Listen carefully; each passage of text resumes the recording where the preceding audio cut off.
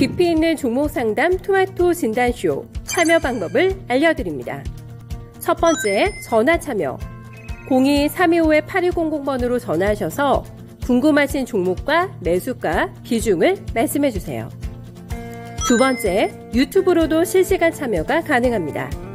유튜브 검색창에 토마토 증권통을 입력하세요. 실시간 스트리밍으로 방송도 직접 보실 수 있고 종목 진단도 가능합니다. 이때 좋아요와 구독은 필수겠죠? 세 번째, 증권통 참여. 모바일 어플리케이션 증권통을 다운받아 증권통 TV에 들어가서 아자아자란에 글을 남겨주세요. 최고의 전문가들이 함께하는 토마토 진단쇼. 여러분의 많은 참여 바랍니다.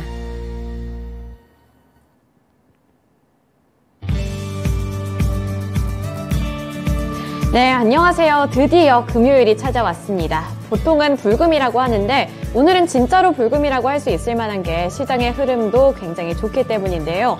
코스닥 지수는 지금까지 낙폭을 많이 키워나가다가 오늘은 그래도 4% 넘는 오름세를 연출하고 있고요. 코스피 지수도 마찬가지로 현재 구간에서도 2.54% 상승률을 기록을 하고 있습니다.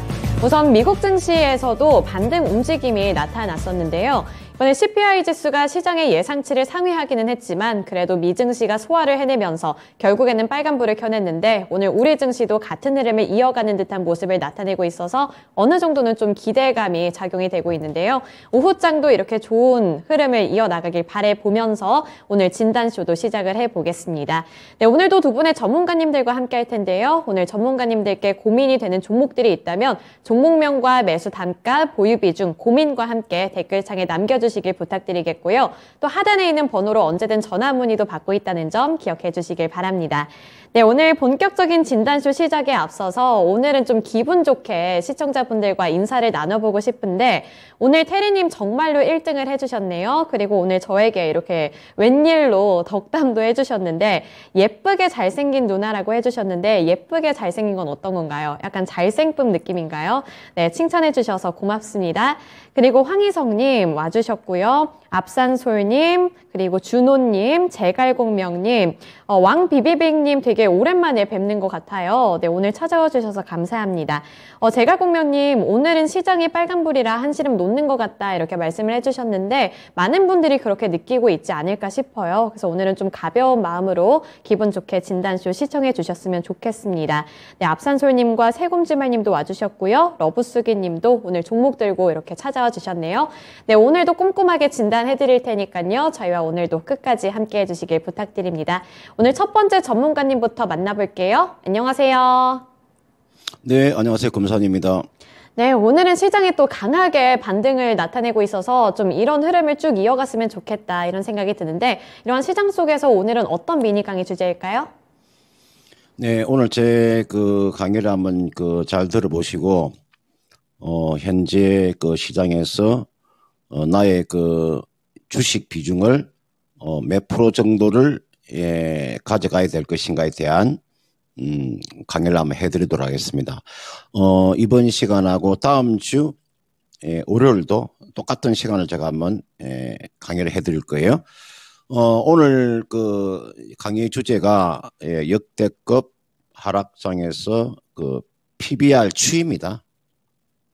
우리가 여러분들 이게 PBR이라고 하는 게 우리가 주가 순자산 비율이라고 하죠. 우리가 주가에다가 주당 순자산 가치를 나누게 되면 이게 PBR이 나오는데 요 PBR이 역대 하락장에서 어떻게 이루어졌는가를 보시면 현재 구간에서 우리가 주식 비중을 얼마나 가져가야 될 것인가에 대한 해답을 찾을 수가 있다 이렇게 볼 수 있습니다. 한번 보겠습니다.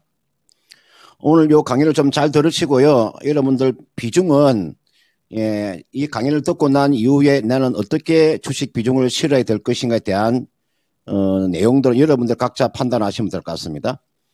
자, 여러분들 1992년도에 일본발 금융위기가 터졌죠. 이때 당시에 PBR이 0.73이었습니다. 우리가 단가의 세대라고 하죠. 일본에서 1948년생 전후로 이렇게 태어난 사람들, 일본에 우리가 베이비 부분 세대를 주름 잡았던 사람들이 은퇴하는 시점 1992년도 요 정도에서 은퇴를 하는 그런 시점에서 부동산 버블이 꺼지면서 그죠? 집값이 폭락을 했잖아요. 그래서 일본이 잃어버린 20년에 들어가는 구간이었죠. 이때 당시에 우리나라의 지금 PBR이 0.73이었습니다. 92년도 이야기하는 거고요. 그 다음은 여러분들 1997년도 IMF 때 PBR이 0.42였습니다. 여러분들 IMF 구제 요청 당시에 외채를 깎기 위해서 그죠? 국민들이 자발적으로 금모으기 운동에 나섰잖아요. 세계적인 이슈가 됐던 IMF 1997년도에 PBR이 0.42 수준이었고요. 그 다음 2001년도에 IT 버블이 생겼었죠. 이때 당시에 PBR이 0.79였습니다. 그 다음 같은 해 2001년도 9.11 테러가 났을 때 0.78이었는데 미국의 뉴욕 110층짜리 그죠? 세계 무역센터가 테러로 붕괴가 됐을 때 지금 코스피의 지금 PBR 0.78이었습니다. 요 4개의 사건이 터졌을 때에 PBR을 잘 보세요. 0.73, 0.42, 0.79, 0.78. 그 다음 볼까요? 이제 최근에 접어들어서 한번 보겠습니다. 여러분들 2003년도에 카드 사태가 터져 이때 0.74였습니다. 여러분들 2003년도 하면 생각해 보시면 그때 신용카드 사태가 터졌어요. 신용불량자가 얼마 나온지 아세요? 이때 당시에 신용불량자가요. 거짓말 조금 보태면요. 400만 명이 나왔어요. 신용불량자가 400명 가까이 400만 명이 나왔던 시점이에요. 2003년도 카드 사태가 터졌을 때 0.74의 PBR을 가지고 있었고요. 여러분들 2008년도 리먼 사태, 보통 우리가 이게 리먼 사태라고 하면 서브프라임 모기지 사태인데 일반인들이 우리가 주로 알 때는 세계 금융위기잖아요. 그죠? 세계 금융위기가 터졌을 때 그때 당시가 0.87이었어요. 그 다음 최근에 2020년도 코로나 사태가 터졌었죠. 여러분 중국 우한에서 처음 발생한 이 코로나 바이러스가 생기면서 PBR이 0.59까지 내려왔잖아요. 근데 제가 오늘 이야기하고 싶은 이야기는 역대 PBR이 요 가장 저점에 왔을 때가 0.73 여기 가장 저점에 왔을 때가 요 기간이요. 거의가 3개월 정도 머물렀어요. 평균 3개월이에요. 0.73이 3개월 동안에 머물렀다는 이 말이에요. 그러면 여러분들 지금 현재가 경기 침체로 인해서 지금의 여러분들 PBR이 코스피 PBR이 0.84예요. 그러면 저는 제가 판단했을 때 시스템이 만약에 무너지면 0.7까지 내려오고 시스템이 무너지지 않으면 0.9에서 끝나는 거죠. 저는 그런 측면에서 여러분들 현재 구간은 지금 자리에서 현금 50% 이야기하는데 저는 그렇게 보지 않습니다. 저는 지금 주식 비중을 적어도 80% 정도는 채워놔야 된다. 현금 한 20% 정도. 주식 비중을 80%는 채워놔야 된다. 그러면 이제 지금 자리에서 여러분들 그러면 어떤 종목을 채워야 되는가에 대한 설명을 드린다면 물론 지금 자리에 낙폭 가대주가 단기적인 수익률이 좋을 수 있습니다. 그러나 단기 낙폭주라고 하는 것은 그 낙폭이 끝나게 되면 다시 실적주로 돌아서게 되어 있습니다.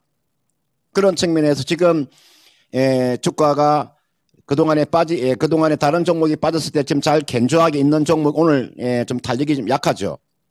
그러니까 실적이 수반되는 종목, 특히 2차 전지 관련되어 있는 종목 있잖아요. 그런 종목에 포커스를 맞추셔야 됩니다. 제가 다시 한 번 더 말씀을 드리는데 전략이 굉장히 지금 자리에 요 전략이 중요하다는 거, 이 전략 자체가 굉장히 중요한 겁니다. 내가 어떤 주식을 가지고 갈 것인가. 지금은 낙폭 가대지만 결국은 전략은 실적주가 이게 답이 되는 겁니다. 실적주는 여러분도 아까 제가 방금 말씀드렸죠.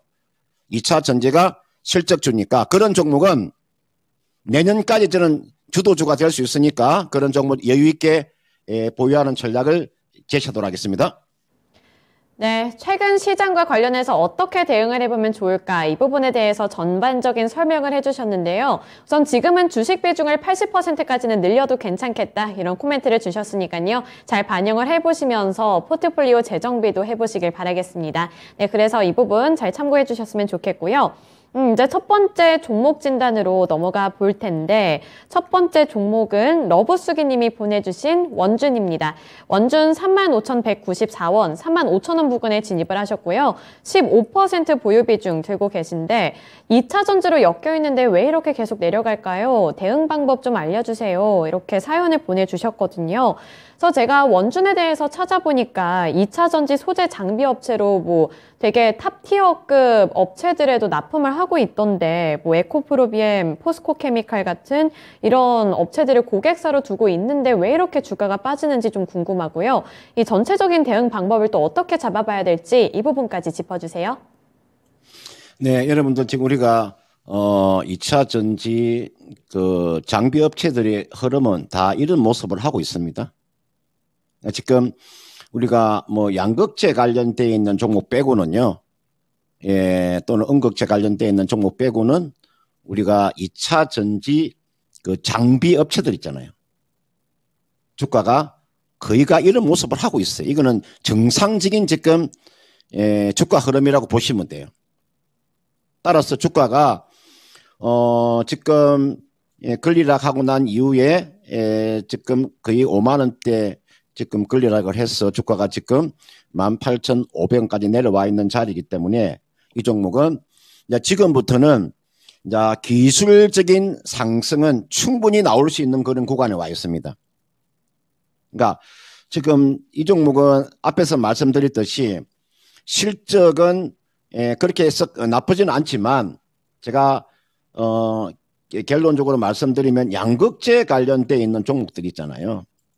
제가 종목도 LNF나 또는 에코프로비엠이나 또는 포스코 케미칼 이런 세 종목에 좀 집중을 하시고요.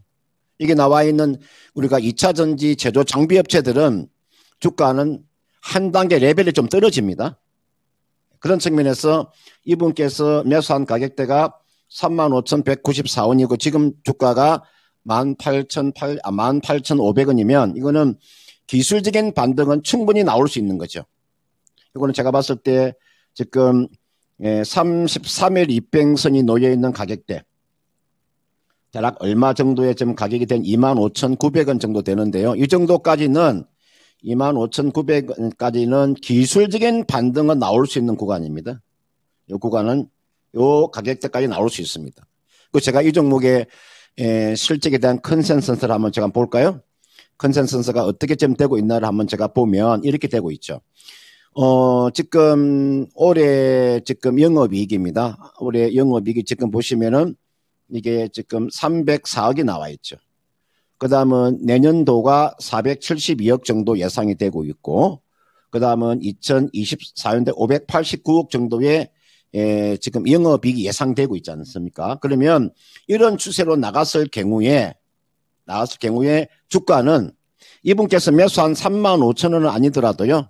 앞에서 제가 말씀드렸던 25,900원대까지는 충분히 하면 반등세가 나올 수 있으니까 나중에 이 정도 오면 다시 한번 더 문의를 하세요. 제가 시장 상황을 다시 또 봐야 되기 때문에 일단은 25,900원 여기까지는 일단은 보유하시고요.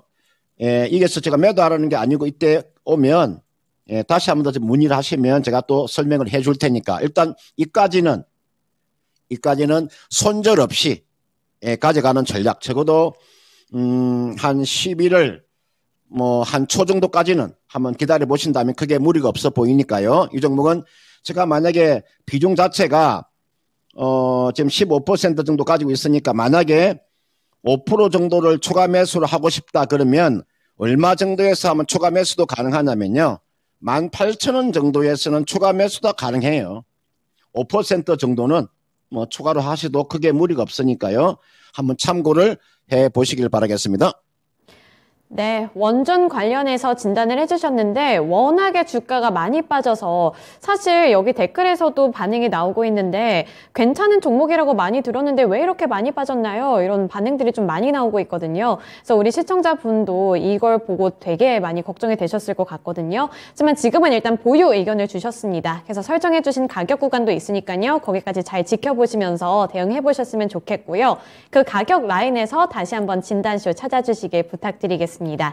네, 그리고 지금 세곰주말님이 원준 관련해서 원준 마치 친구 이름 같다 이렇게 말씀을 해주셨는데 저의 마음을 혹시 읽으셨나요? 사실 저도 이 원준이라는 걸 볼 때마다 되게 뭔가 아들 이름 같다, 유치원에 꼭 한 명은 있을 것 같다는 생각을 했는데 세곰주말님 저랑 마음이 통했네요. 네, 그래서 좀 그런 말까지 하고 이제 넘어가 보도록 하겠습니다. 네, 이제 두 번째 종목 진단으로 넘어가 볼 텐데요. 네, 두 번째 종목은 시청자님과 전화통화 연결입니다. 지금 바로 연결해 볼게요. 안녕하세요. 네, 여보세요. 네, 안녕하세요. 네. 오늘 어떤 종목 들고 오셨나요? 네, 신흥 SEC요. 네, 신흥 SEC 보유 비중이랑 평 단가도 알려주세요. 네, 20%이고요. 네. 매수가는 55,000원이에요. 네, 55,000원이면 이때 뭐 전기차 때문에 진입을 하신 거 맞을까요? 네, 네네. 근데 좀 주가가 갑자기 이렇게 많이 빠졌네요. 네, 매수하고 나서 네. 59,000원 넘었었는데, 네. 좀 믿음을 가지고 안 팔고 있었는데 너무 많이 빠지네요. 금액도 좀 많이 되는데. 그러네요. 좀 속상해요. 그러게요. 저 같아도 너무 속상할 것 같은데, 네. 우선 계획하고 계신 뭐 그런 포인트들이 있나요? 뭐, 그때 당시 굉장히 좋다고 해서, 7만 원은 가겠구나 하고 그랬는데, 네. 그래도 좀 중간에 흔들리긴 했는데, 네. 괜찮겠지 하고 지금까지 보유하고 있어요. 아, 그러면 이제 그 설정하신 가격 라인까지 갈 수 있을지 이 부분 한번 물어볼까요? 7만 원 생각하는데, 예를 네. 들어서 이렇게 좀 믿음이 더 많이 간다면, 네. 계속 더 가져갈 수는 있어요. 네, 알겠습니다. 그러면 전망과 함께 대응 전략 물어보도록 할게요. 네네. 네, 전문가님 신흥 SEC 진입을 하시자마자 이게 주가가 또 급격하게 빠졌거든요. 그래서 일단은 전망 자체를 되게 긍정적으로 보고 7만 원 구간까지 생각을 하고 계신 것 같은데 그 구간까지 갈 수 있을지 궁금하고요. 그리고 만약에 더 괜찮다면 더 들고 가도 될지 이 부분도 짚어주세요. 네, 신흥 SEC는 제가 이제 이 기업에 대한 그 내용을 제가 좀 상세히 알고 있는데요. 신흥 SEC라는 이 종목의 주가가, 그동안에 좀, 하락했던 이유가 사실은 이제 실적 부분이 조금 떨어졌죠. 신흥 SEC라는 이 기업이 지금, 2차 전지 마찬가지로 이제 우리가 소재 장비 쪽인데, 거기가 이제 삼성 그 SDI에 주로 납품을 하죠. 거의 100%라고 보시면 됩니다. 100%가 거기가 삼성 SDI의 1차 협력업체다 이렇게 보시면 되겠고요. 그동안에 여러분들 알루미늄 가격이 상당히 많이 상승을 했잖아요. 그죠? 그래서 아마 2분기까지는 실적이 썩 좋지 못했을 거예요. 그러나 이제 알루미늄 가격이 이제 그 실적에 반영되면서 많이 하락하면서 실적에 반영되면서 아마 3분기부터는 실적에 대한 회복세가 아마 시동이 걸 거예요. 그러면 주가는 한 단계 더 레벨될 수 있고요.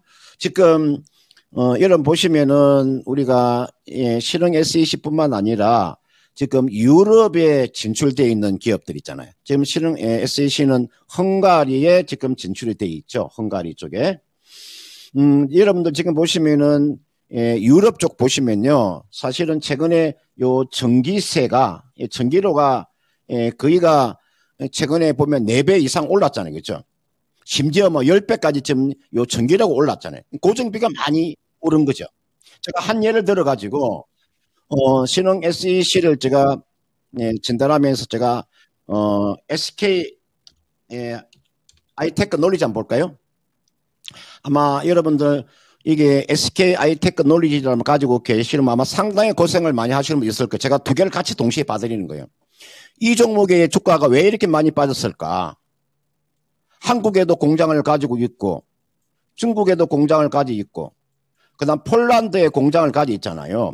이 폴란드 쪽이 워낙 지금 고정비가 많이 들었어요. 이게 지금 전기료가 워낙 지금 많이 올랐기 때문에 여기에서 지금 적자가 나기 때문에 이 SK 하이테크는 분리막 기업 주가가 이렇게 많이 내려온 거죠.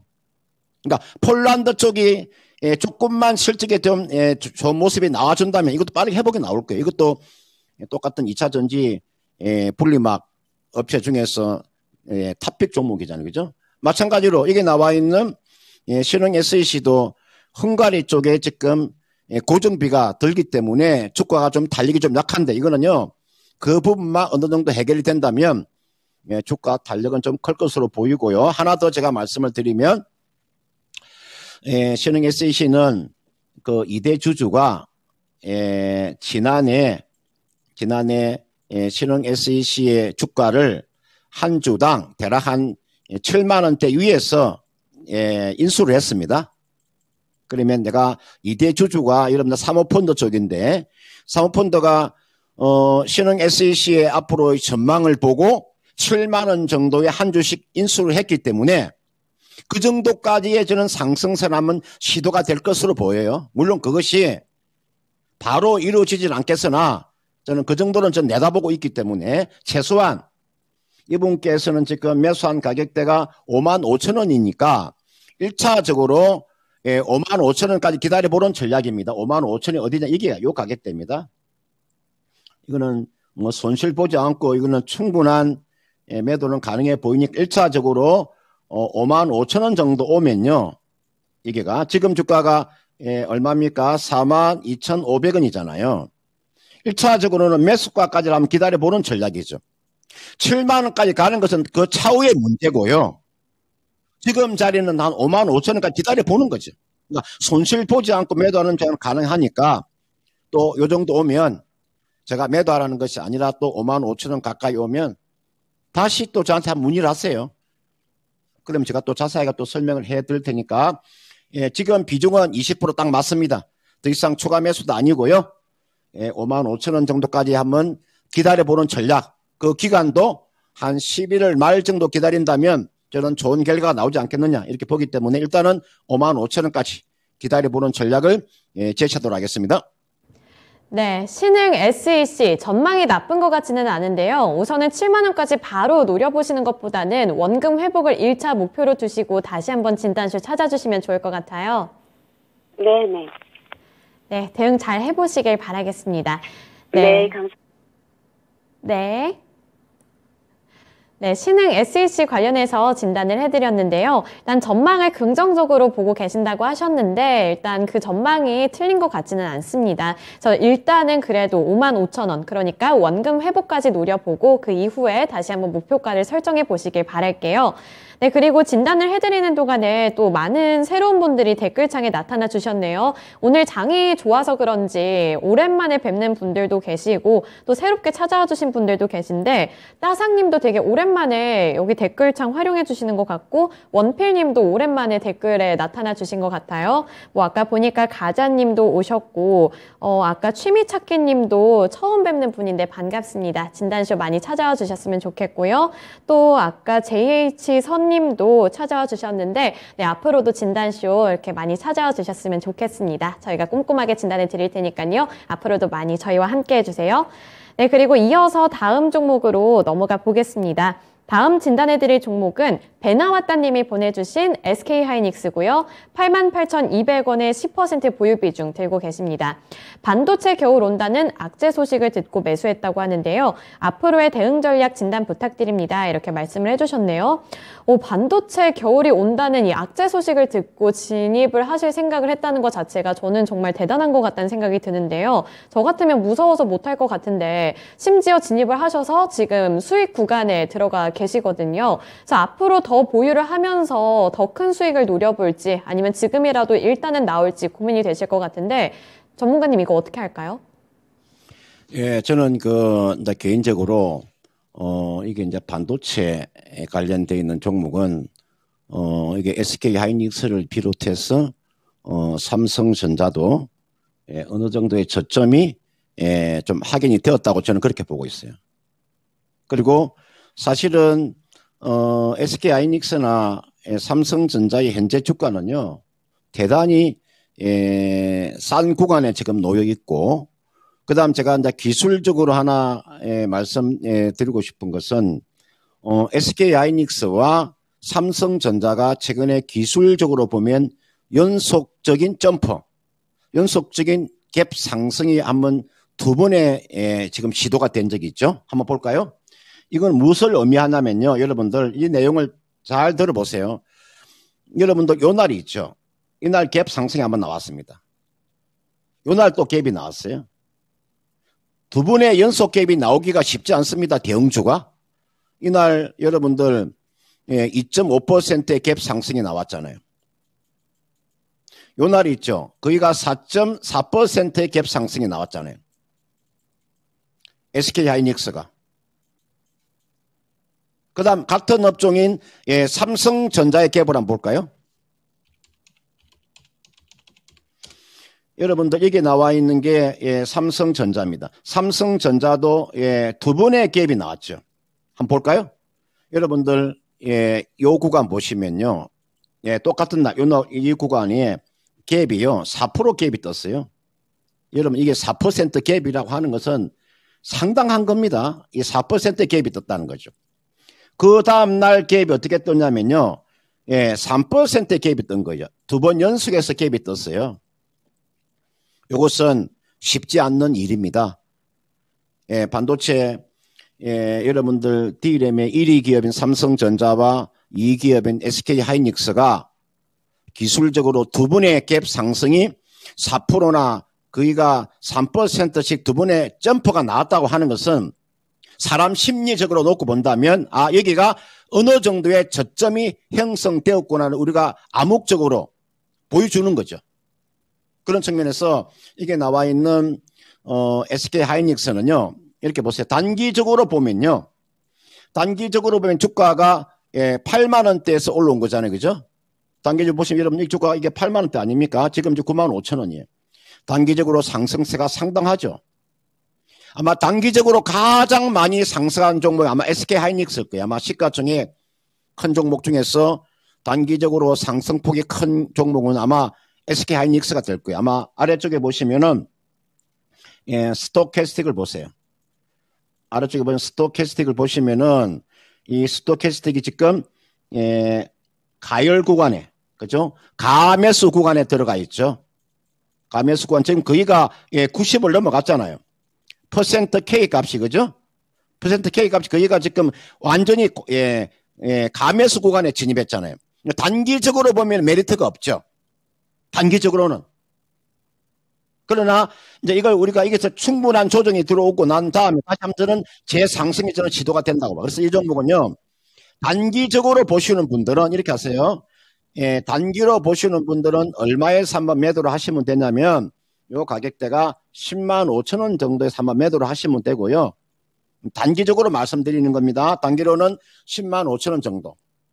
그 다음은 좀 여유가 되는 사람들 있잖아요. 여유 그죠? 좀 여유가 되시는 분들. 제가 안 잘라서 죄송합니다. 여유가 좀 되시는 분들은요. 여유 되시는 분들 이 종목은 적어도 최대한으로 가져가는 전략. 최대한 얼마 정도? 한 12만 원에서 13만 원 정도까지는 보유하는 전략. 제가 지금 여러분들 D램 가격 있잖아요. 지금 D램 가격은 제가 판단했을 때 좀 더 하락세는 나올 수 있으나 제가 D램이나 낸더 가격을 제가 한번 제가 봤을 때 하락폭은 크지 않을 것이다. 그러면 저는 주가라고 하는 것은 보통 6개월 선 반영을 하는 거니까요. 그래서 단기적으로는 10만 5천 원 정도에서 한번 매도하는 전략이고요. 좀 여유 있게 가져가시는 분들은 12만 원에서 13만 원도 가져가도 크게 무리가 없어 보입니다. 네, SK하이닉스 단기와 장기 플랜을 모두 다 설정해 주셨습니다. 우선은 10만 원을 기본값으로 가져가셔도 될 것 같다 이렇게 말씀을 해주셨으니까요. 이 부분 잘 참고하셔서 수익 극대화하시길 바랄게요. 네, 오늘 금산전문가님과는 여기까지 말씀 들어보겠습니다. 오늘 말씀 고맙습니다. 네, 고맙습니다. 네, 마지막은 이제 반도체 중에서도 투톱인 SK 하이닉스를 진단해 드렸는데요.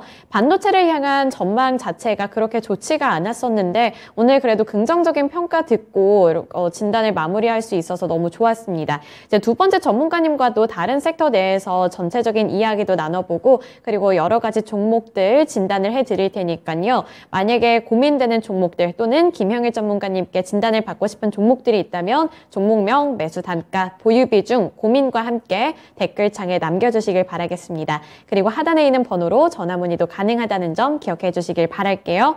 네, 그러면 이제 두 번째 전문가님, 김형일 전문가님 만나보도록 하겠습니다. 안녕하세요. 네, 반갑습니다. 김형일 전문가입니다. 네, 오늘 제가 또 여러 가지 이슈들을 체크를 하다가 우리나라 금감원 쪽에서 핀테크 기업들의 해외 진출을 적극적으로 지원해주겠다 이런 소식을 봤거든요. 그래서 관련 종목들의 주가 흐름도 체크해보니까 오늘 굉장히 잘 가고 있어서 이게 좀 앞으로 모멘텀 받고 더 오를 수 있을지 궁금한데 어떻게 전망하시나요? 네, 일단은 이제 이번에 금감원에서 핀테크 관련 기업들 해외 진출을 좀 적극적으로 지원을 하겠다라고 이제 이야기를 밝혔죠. 그러면서 지금 이제 뭐 앞서서 성공적인 사례들이 이제 몇 가지 있었잖아요. 이제 뭐 토스라든지 그 외에 이제 뭐 다른 기업, 뭐 카사코리아, 뭐 에이전 글로벌 등등 핀테크 기업들의 해외 진출 사례가 지속적으로 이제 성공적인 사례들이 있었기 때문에 이러한 부분들을 이제 어느 정도 예로 들어서 세계적으로 이제 이 K 핀테크를 이제 인정받게 하겠다라고 이제 이야기를 한 그런 이제 상황입니다. 그러면서 지금 이 앞으로 필연적으로 성장할 수 있는 산업군이 이제 CBDC가 되겠죠. 이제 대체 가능한 디지털 화폐에 대한 부분들. 지금 이제 앞서서 기억하실지 모르겠지만 이제 중국이 상당히 이 디지털 화폐에 이제 힘을 많이 쏟았었고 그에 따라서 이 관련된 종목들이 상당히 또 많이 힘을 보였었습니다. 때문에 지금 현재 상태에서 핀테크 기업들은 앞으로 이제 성장성이 상당히 좀 뛰어나다라고 볼 수가 있을 것 같고 굉장히 좀 관심 있게 지켜봐야 될 만한 그런 종목이다라고 볼 수가 있겠죠. 지금 현재 금감원에서도 적극적으로 좀 지원을 해주는 만큼 굉장히 좋은 모습들을 보여주고 있는데 이제 오늘 시장에서 이제 관련주들의 흐름을 보게 되면 뭐 이제 예를 들어서 다날이라든지 혹은 이제 뭐 카카오페이도 좋은 상승 나와주고 있고요. 그 다음에 뭐 관련해서 한국전자 인증이나 그리고 이제 KG 모빌리언스 KG 이니시스 등등 이제 일제히 좀 상승이 잘 나오고 있는데 지금 현재 이 상승이 나오는 부분은 가상화폐 쪽과 좀 같이 좀 연결이 되어 있다라고 보고 있습니다. 지금 보시게 되면 비덴트 같은 경우에도 좀 상승이 나오고 있죠. 지금 현재 가상화폐 쪽이 이제 계속적으로 화폐 가치가 많이 흔들리다 보니까 대체적으로 조금 이 대체할 수 있는 그런 화폐가 될 수 있다라고 이야기가 나오고 있고 그러면서 최근에 또 이 구글에서 이제 구글 클라우드에서 이제 내년부터는 가상화폐로 결제가 가능하게 하겠다라고 또 이야기를 밝힌 만큼 지금 이제 가상화폐 관련주들이 상승이 잘 나오고 있고요. 그러면서 가상화폐와 핀테크 동시에 이제 어느 정도 같이 흐름이 나오고 있는 그러한 상황이다라고 봐야 될 것 같습니다. 다만 지금 현재 상태에서 관련주들의 좀 흐름을 보게 되면 여러 가지 종목들이 많이 있죠.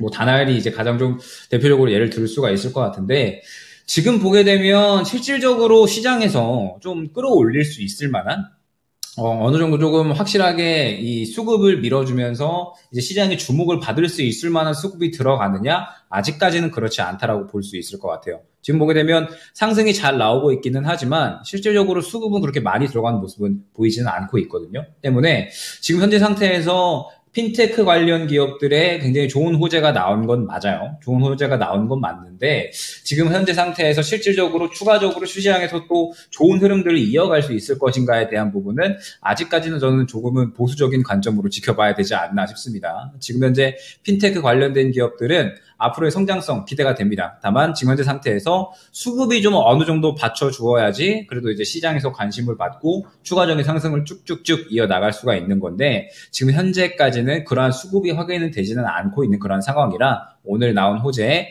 반응을 하는 수준으로 보여집니다. 때문에 지금 현재 상태에서 뭐 핀테크 관련 기업들은 이런 이제 호재가 있었구나, 이런 이제 이슈에 의해서 반응하는구나 정도로 이제 참고를 해주시면 좋을 것 같고, 뭐 지금 현재 상태에서 추가적으로 수급이 이제 더 들어간다라고 했을 때에는 그때부터 이제 이제 좀 핀테크 기업들이 시장에서 주목을 받을 수 있겠구나 생각을 하시고 접근을 하시면 좋을 것 같고, 지금은 그냥 참고 정도만 하고 보수적인 관점으로는 아직까지는 지켜봐야 된다 보고 있습니다.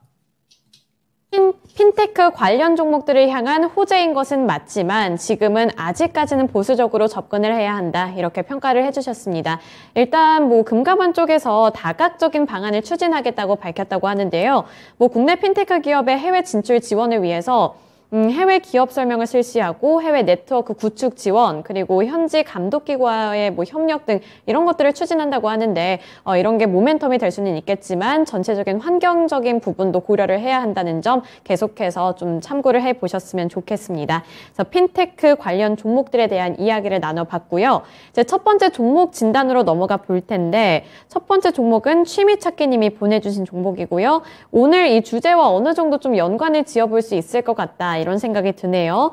비덴트 13,000원에 진입을 하셔서 30% 보유 비중 들고 계십니다. 13,000원에 진입을 하셨으면 지금 손실이 좀 많이 나셨을 것 같기는 한데 어떻게 빠져나와야 할지 모르겠다고 말씀을 해주시네요. 그래서 조금 더 기다려봐도 괜찮을까요? 이렇게 질문을 남겨주셨거든요. 네, 비덴트가 아까 전문가님이 말씀해주신 것처럼 핀테크랑 연관이 되면서 상승 흐름을 나타낼 수도 있긴 하겠지만 최근에 또 빗썸과 관련한 악재 소식도 좀 연관이 있는 것 같아서 어떻게 해야 될지 잘 모를 것 같은데 전문가님은 어떻게 보시나요? 네, 일단 최근에 이제 가상화폐 쪽에 좋은 이야기가 나온 부분이 무엇이냐라고 했을 때 이제 아까 말씀드렸듯이 지금 이 화폐 가치가 굉장히 좀 많이 흔들리고 있잖아요. 때문에 이 흔들리는 화폐 가치에 따라서 대안으로 부상을 한 게 비트코인이 될 수가 있다라고 이제 이야기가 나오고는 있습니다. 그런데 지금 현재 이와는 반대로 올해 이제 가상화폐 해킹 피해가 이제 4조 원을 넘어갔다라고 하죠. 그러면서 이제 역대 최대 전망이 이제 역대 최대로 이제 해킹 피해가 있을 수 있다라고 이제 이야기가 나오면서 여전히 이 보안에 대한 문제는 계속적으로 조금 대두가 될 수가 있고요. 그 다음에 지금 이 가상화폐라고 하는 것은 결과적으로 봤을 때 기술의 집약처가 어느 정도 이제 모여지면서 시장이 형성된 거거든요. 때문에 우리 시장에서 이제 흔히들 말하는 기술주 혹은 이제 성장주 이보다도 더 기술주의 성격을 띠고 있고 성장주의 성격을 띠고 있는 게 가상화폐다라고 생각을 해주시면 됩니다. 왜냐하면 오롯이 이제 어떤 이 실적이나 이런 것 없이 기술이 모인 그러한 이제 코인들이 발행이 되면서 시장이 형성이 된 거기 때문에 사실상 지금 현재 이러한 시장 상황 계속적으로 긴축이 강하게 이루어지고 그 다음에 유동성이 줄어드는 이러한 상황에서는 어쩔 수 없이 가상화폐 같은 경우에도 투심이 상당히 좀 약해질 수밖에 없다라고 생각을 해주시면 될 것 같아요. 때문에 일단 지금 현재 가상화폐주들은 전체적으로 반등이 나오고 있기는 하지만 지금 이제 이러한 이야기들이 나온 거죠. 지금 현재 이 화폐에 대한 전체적인 화폐에 대한 대안처가 될 수 있다라는 부분에 대해서 어느 정도 이야기가 나온 것 같은데 지금 현재 비덴트 같은 경우에 가장 문제는 무엇이냐라고 했을 때 지금 현재 빗썸에 대해서 횡령 혐의가 이제 있다라고 하는 부분들에 대해서 압수수색이 들어갔다라고 이제 이야기가 나왔죠. 때문에 지금 이 비덴트는 빗썸에서 이제 단일 최대 주주입니다. 때문에 만약에 횡령 혐의가 사실이 된다라고 하면 상패 요건에 들어가게 되죠. 때문에 지금 현재 비덴트 같은 경우에는 지금 비중이 조금 이제 많이 보유를 하고 계세요. 때문에 만약에 상패가 이제 어느 정도 좀 상패 이제 사유로 들어가게 되면서 횡령이 사실로 들어간다라고 하면 상패 사유로 이제 진행이 되는 거기 때문에 지금 현재 상태에서 비덴트 같은 경우에는 최소한 어느 정도 비중은 축소를 해주시는 게 좋지 않을까 싶습니다. 이제 지금 현재 이 횡령 혐의가 없다라고 한다면 비덴트 같은 경우에는 어찌됐든 이 빗썸의 지분 가치만 하더라도 상당히 높은 편에 속하기 때문에 앞으로 이제 이 향후에 유동성이 다시 한번 이제 돌아오고 이제 긴축에 대한 그러한 부분들이 조금씩 이제 잦아들게 되면 다시 한번 반등이 나올 수는 있어요. 그런데 지금 현재 상태에서 아직까지 시장은 그런 분위기가 나타나지 않고 있고 그 다음에 지금 이 횡령이 만약에 사실로 드러날 경우에는 상패 요건까지 될 수가 있다라는 점 때문에 지금 현재 상태에서 비덴트는 최소한 비중 축소는 어느 정도 염두를 해주셔야 되지 않을까 싶습니다. 사실 지금 현재 상태에서 추가 매수하기에도 굉장히 조금 부담스러운 상황이에요. 추가 매수를 하게 되면 어찌됐든 이 가상화폐라는 자산이 올라오기 위해서는 아까 말씀드렸듯이 긴축에 대한 환경이 조금은 어느 정도 여유롭게 진행이 돼야 되는데 지금 현재 그런 환경이 전혀 보이지 않고 있죠. 때문에 지금 이제 가상화폐는 당분간 투심이 돌아오기 조금은 어려울 수가 있다라고 생각을 해주셔야 됩니다. 때문에 당장의 추가 매수에 대한 대응은 조금 어려울 수 있고 일단 최소한 비중 축소에 대한 부분은 꼭 진행을 해주시면 좋을 것 같습니다. 최소한 비중 축소는 진행을 해주시고 그 다음에 이제 다른 비중으로 하여금 이제 종목으로 수익을 좀 챙겨놓고 그 다음에 그 수익 챙긴 종목만큼 이제 비중만큼 조금씩 미덴트에 좀 비중을 최대한 좀 줄여 놓아야지 혹여나 나중에 어느 정도 행정회의가 사실로 드러나서 상표 요건에 들어간다라고 하더라도 타격이 크지 않을 수가 있고요. 그 다음에 만약에 횡령이 아니다라고 하면서 다시 한번 비덴트가 반등을 한다라고 하더라도 결과적으로는 비중이 확보가 되어 있어야지 대응을 할 수가 있거든요. 때문에 최소한 비중 축소는 진행을 해주시고 가능하시다면 어느 정도 좀 정리 쪽으로 좀 가닥을 잡으셔서 최대한 좀 다른 종목으로 수익을 챙기는 쪽에 포커스를 맞추셔서 진행을 하셔야 되는 종목이 아닐까 생각이 됩니다. 네, 비덴트 관련해서는 비중 축소는 꼭 해보셔야 될 것 같네요. 그래서 비덴트 지금 30% 보유 비중 들고 계시니까 단계적으로 축소를 시키시고 다른 종목을 통해서 수익을 좀 가져가셨으면 좋겠습니다. 많은 참고가 되셨으면 좋겠네요. 네, 그리고 댓글 보는데 제가 너무 웃겼던 게 여기 러브수기님이 3대 주요 멘트를 다 언급을 해주셨네요. 지금 한 번쯤은 들어보고 한 번쯤은 해봤을 법한 말이 아닌가 싶은데 뭐가 미안한데 미안하면 다야? 미안한 짓을 하지 말던지 이게 3대 국민 멘트 아닌가 싶어서 너무 웃겼어요. 그래서 웃고 이제 넘어가려고 하는데 이제 다시 본업으로 돌아가서 종목 진단으로 넘어가 보도록 하겠습니다. 다음 종목은 전화통화 연결이네요. 지금 바로 연결해 보겠습니다. 안녕하세요. 네, 안녕하세요. 네, 오늘 어떤 종목 궁금하신가요? 대원 미디어요. 네, 대원 미디어 보유 비중과 매수 단가도 알려주시겠어요? 예, 28,300원인가 하고 비중은 8%요. 지금 좀 손실이 많이 있을 것 같아요. 글쎄요, 그런데 이거를 어떻게 그냥 손절을 하고 다른 거 사야 되나? 그렇지 않으면 여기다 조금 더 추가 매수를 좀 해가지고 단가를 낮춰서 가지고 있으면은 수익을 좀 벌 수 있을까? 지금 도저히 어떻게 나 혼자만은 생각이 안 돼서 네. 전화를 한번 드려봤어요. 네, 고민이 많이 되실 것 같네요. 그러면 이 종목을 차라리 지금이라도 손절할지 아니면은 추가 매수해서 평 단가 낮춰보는 게 좋을지 네. 두 가지 물어보도록 하겠습니다. 네, 전문가님, 대원미디어가 지금 반토막 이상이 났어요. 그래서 손실이 좀 많으실 것 같은데 이걸 지금이라도 빠져나와야 될지 아니면은 물타기에서 조금 더 기다려봐야 될지 고민이라고 하시는데요. 어떻게 하는 게 더 나을까요? 네, 일단 대원 미디어는 지금 정리하기에는 조금은 이제 아까운 상태일 것 같아요. 이제 떨어질 대로 다 떨어졌죠. 주가를 최근에 보게 되면 지금 이제 고점 대비 떨어질 대로 다 떨어진 상태에서 이제 슬슬 바닥을 잡아가려는 그런 시도를 하고 있는 상태이기 때문에 정리하기에는 조금은 이제 아까운 종목이 아닌가라고 이제 생각이 되고, 지금 이제 회사의 상황을 보더라도 굉장히 조금 긍정적으로 유지가 되고 있어요. 지금 올해 이제 계속적으로 실적이 좀 양호하게 이어지는 그런 이제 흐름들이 또 확인이 되고 있거든요. 계속적으로 뭐 이제 웹소설에 대한 부분들, 그 다음에 뭐 웹툰에 대한 부분들, 그 다음에 해외 쪽으로 계속적으로 이제 글로벌 계약을 이루어내는 부분들, 이런 부분들이 계속적으로 또 긍정적으로 이루어지고 있기 때문에 대형미디어 같은 경우에는 올해에도 계속적으로 하반기까지 긍정적인 실적 흐름을 이어나갈 수 있지 않을까 판단이 됩니다. 그러면서 이제 국내 웹툰 시장과 웹소설 시장이 상당히 또 급성장하고 있거든요. 굉장히 이제 국내뿐만 아니라 해외에서도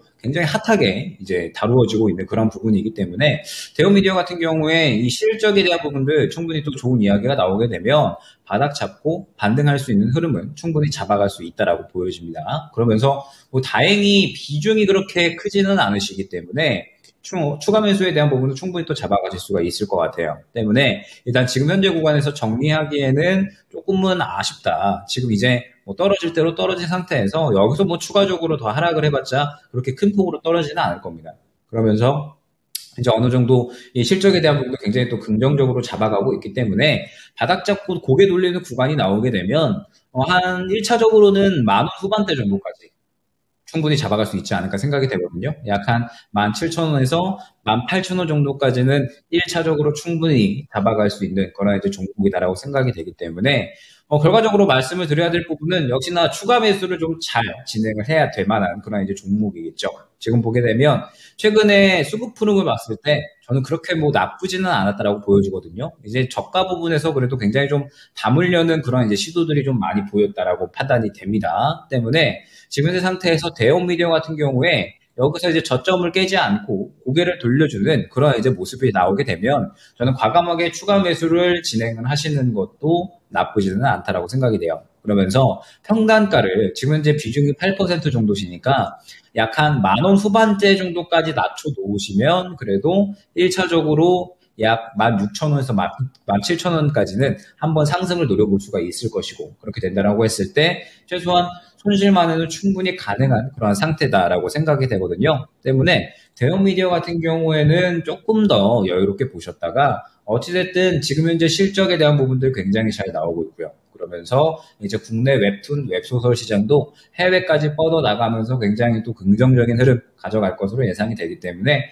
추가 매수 구간을 잘 잡아야 될 것 같습니다. 때문에 여기에서 현재 구간 약 한 11,000원 구간에서 바닥 잘 잡아주면서 상승이 나오는 그런 이제 흐름들 잡아가게 되면 그때부터 이제 추가 매수 준비를 해서 약 한 10,000원 후반대 정도까지 평단가 낮추고요. 그 다음에 약 16,000원에서 18,000원 정도까지 목표가 지정을 해서 이제 어느 정도 손실 만회를 목표로 진행을 하자 이렇게 안내드릴 수 있을 것 같습니다.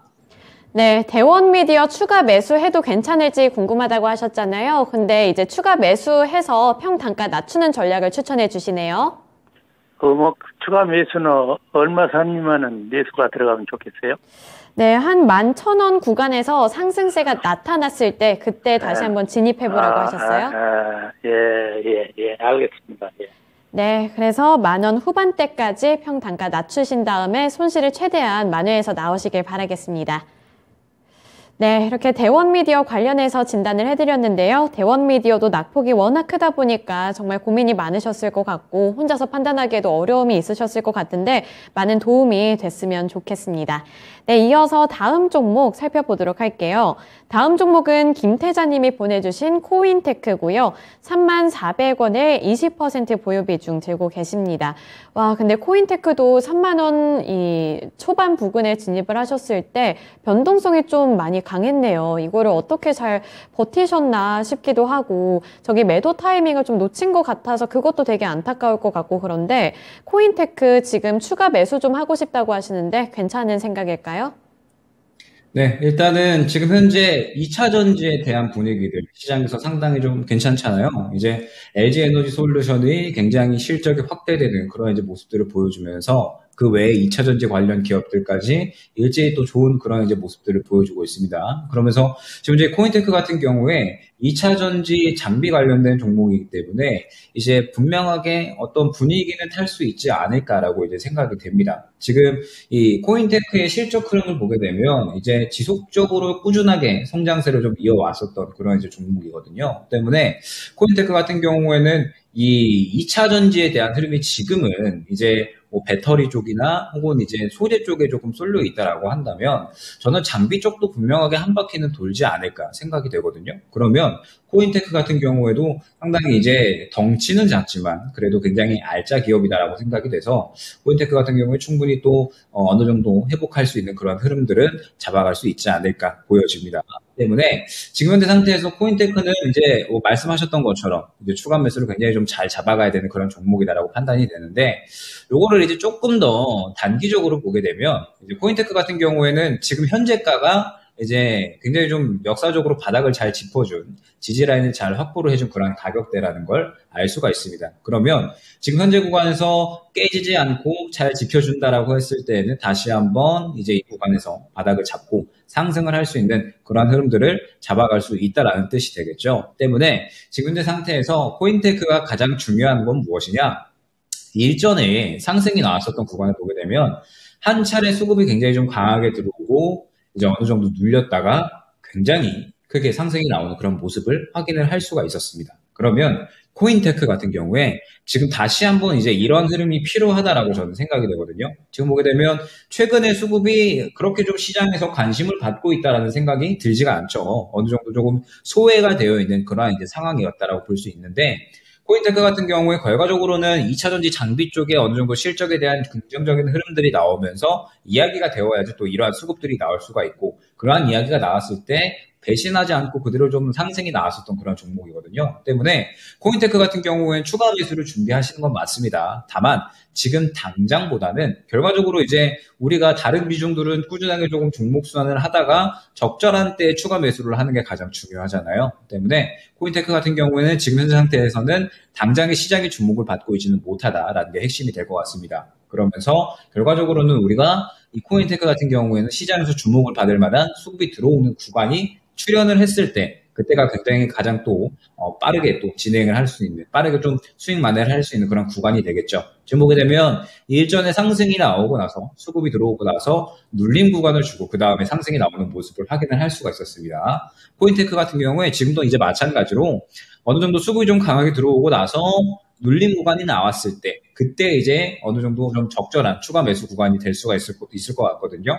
그쪽에서 이제 추가 매수를 하면 상대도 빠른 시간 내에 이제 어느 정도 시장의 주목을 받았다라는 뜻이 되니까 탄력은 또 빠르게 나와줄 수 있다라고 보고 있습니다. 때문에 코인테크는 지금 현재 구간 약 22,000원 구간이 되겠네요. 22,000원 구간을 굉장히 좀 잘 지켜주는지 이 부분을 좀 주요하게 보시면서 수급이 강하게 들어가는 구간을 먼저 보셔야 됩니다. 수급이 강하게 들어가는 구간이 출현을 했을 때 눌림 구간에 어느 정도 약한 2만원 후반대 정도까지 평단가 낮추시면 오히려 이 종목은 또 수익권으로 매도가 가능한 그런 종목으로 판단이 되거든요. 때문에 일단 코인테크 같은 경우에 당장에 어떤 대응을 하기보다는 일단 지금 현재 지지라인을 잘 지켜주는지, 그 다음에 이제 향후에 굉장히 좀 강한 이러한 수급들이 들어왔을 때 눌림 구간에 추가 매수를 좀 준비를 하면서 이 종목 같은 경우에는 향후에 이제 그런 구간, 수급이 들어가는 구간이 출현을 했을 때 다시 한번 또 문의를 주시게 되면 상세하게 또 추가 매수 대응 구간 잡아드릴 수 있을 것 같거든요. 때문에 지금 당장은 급하게 보기보다는